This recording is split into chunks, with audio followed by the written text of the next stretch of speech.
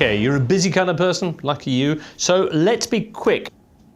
This week, it's a big Madrid special as we find out how things have been going for Gareth Bale over there in Spain. And of course, on the subject of Madrid, check out the week's really big story, one that features some of the biggest names in football. Let's see, Ronaldo, tick, Messi, tick, Sepp, tick. Yep, it's the Blatter Chatter makes crisscross affair after good old Sepp told Oxford students that he prefers Messi because he's nicer than Ronaldo, who, and I quote, struts like a commander and spends loads of money at the barbers.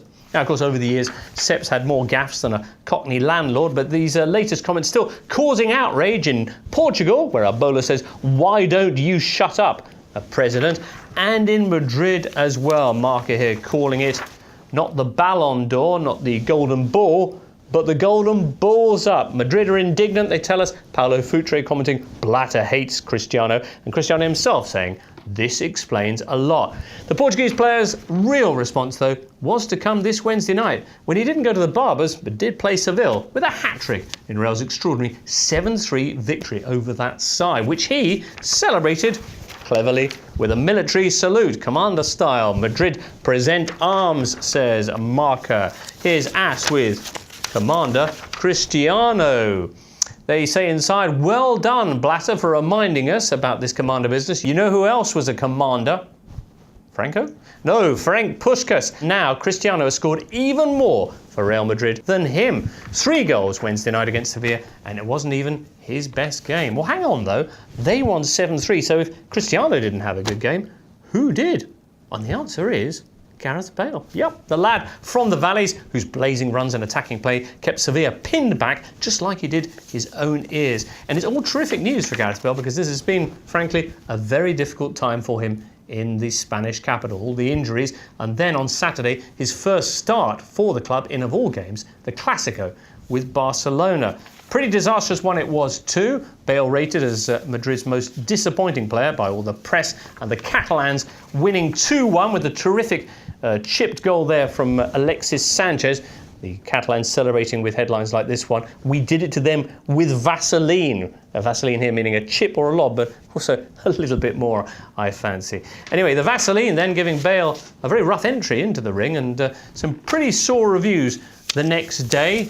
Marca saying this is not the Bale that we saw on YouTube, and it's small consolation that he looks like the baddie in Moonraker.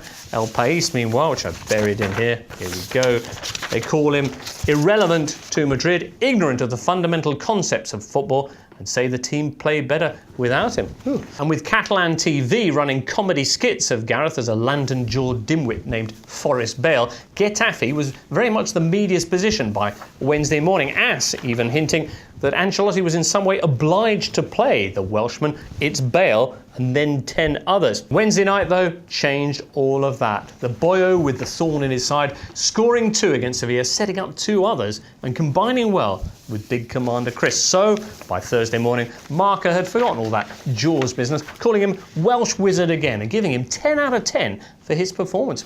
As across town, saying 15 minutes was enough for Gareth to take the pressure off Ancelotti and end the debate on his place in this team. They do add, though, he really didn't need to do that dive. With the game already decided, he did himself no favours. Typical foreigners. Anyway, the message there from that, all very clear. No more knocking the Bale, Spanish media. That's not cricket. And with Commander Cristiano and his privates back on parade, particularly in this new advert in the centre of Madrid, that's where we're going to leave Real and indeed the papers for this week. Much more fun and games to come next Friday when we look back on another round of Champions League action. So hopefully we'll be seeing you then.